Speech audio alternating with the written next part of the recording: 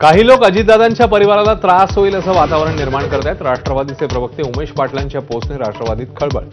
पाटील कुणाबाबत बोलले हे स्पष्ट होत नाहीये, भुजबळांची प्रतिक्रिया। सुप्रीम कोर्टात सुनावणी सुरू असताना गद्दार खासदार पंतप्रधानांना का भेटले? उद्धव ठाकरेंचा सवाल। तर फेसबुक लाईव्हवरनं टीका करणारे आता इंस्टाग्रामवरनं सरकार चालवतायत। ठाकरेंचा मोदींना टोला। शरद पवारांचे खासदार सोमवारी पंतप्रधान मोदींची भेट घेणार।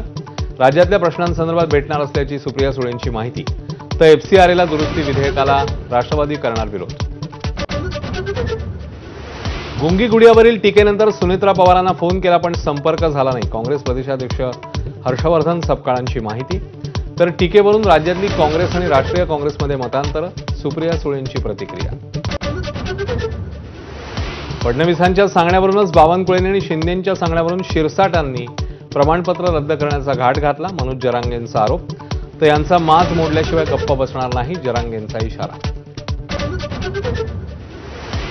प्रयागराजमध्ये राहुल गांधींचा तरुणांशी संवाद। शिक्षणासाठी लाखो रुपये उकळले जात आहेत पण रोजगार नाही। राहुल गांधींचा हल्लाबोल। तर तरुणांचा डेटा बड्या कंपन्यांना विकला जात असल्याचा आरोप।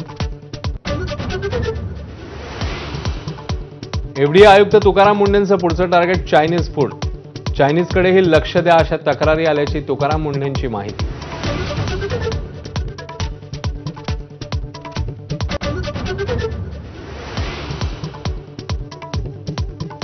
नमस्कार, मी अश्विन बापट। आपण बघताय 10च्या बातम्या एबीपी माझावर। बुलेटिनच्या सुरुवातीला दिवसभरातली एक मोठी आणि चर्चेत राहिली